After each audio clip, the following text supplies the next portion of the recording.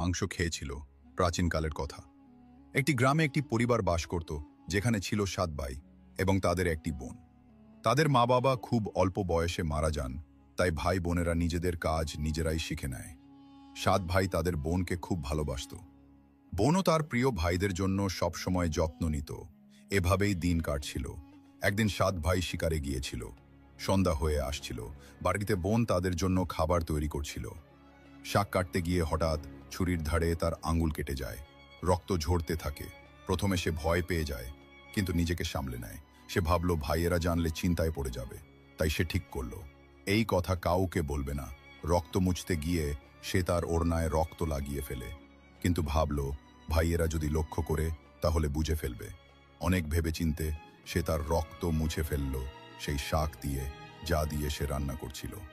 সন্ধ্যায় যখন ভাইয়েরা বাড়ি ফিরল, বোন সবার জন্য খাবার পরিবেশন করল। সেদিনের শাকের স্বাদ এতটাই অপূর্ব ছিল যে 7 ভাইয়েরা আঙুল চেটে খেতে লাগলো।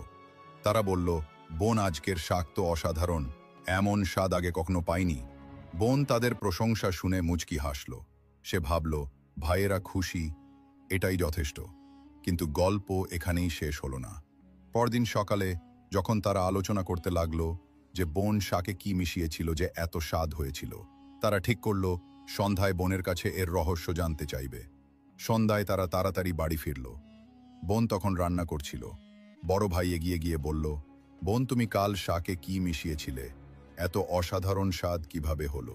বোন প্রথমে কথা গোড়ানোর চেষ্টা করল, কিন্তু বড় ভাইয়ের বারবার জিজ্ঞাসায় সে সত্যিটা বলে ফেলল। তার আঙুল কেটে গিয়েছিল আর সেই রক্ত শাকে মিশে গিয়েছিল। এই কথা শুনে 6 ভাইয়ের চোখের ভাব পাল্টে গেল। সন্ধ্যায় যখন 7 ভাই একসঙ্গে বসেছিল, বড় ভাই বাকিদের বলল, ভাবো, বোনের রক্তের কয়েক ফোঁটা এত স্বাদের হলে তার মাংস কতটা স্বাদের হবে। বাকি ভাইয়েরাও এই নিষ্ঠুর চিন্তায় সায় দিয়ে বলল, হ্যাঁ, নিশ্চয়ই বোনের মাংস খুব স্বাদের হবে। 6 ভাইয়ের মনে বোনের মাংস খাওয়ার লোভ জাগলো। কিন্তু সবচেয়ে ছোট ভাই এই কথা শুনে ব্যাকুল হয়ে পড়ল। সে ভাবল, কিভাবে কেউ নিজের আপনজনের সঙ্গে এমন ভয়ঙ্কর কাজের কথা ভাবতে পারে। তখন বড় ভাই বলল, কাল আমরা বোনকে বিয়ের প্রলোভন দেখিয়ে জঙ্গলে নিয়ে যাব, তীর মেরে তাকে মেরে ফেলব, তারপর তার মাংস খাবো। সবাই এই কথায় সায় দিল, কিন্তু ছোট ভাই মনে মনে খুব অস্থির হয়ে পড়ল।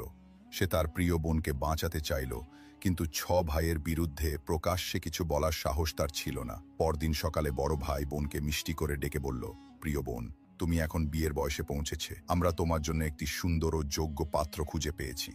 আজ আমরা তোমাকে তার বাড়ি দেখাতে নিয়ে যাব, তৈরি হয়ে নাও। বোন এই কথায় খুব খুশি হলো। সে নিজের সংসার গড়ার স্বপ্ন দেখছিল। উৎসাহে সে তৈরি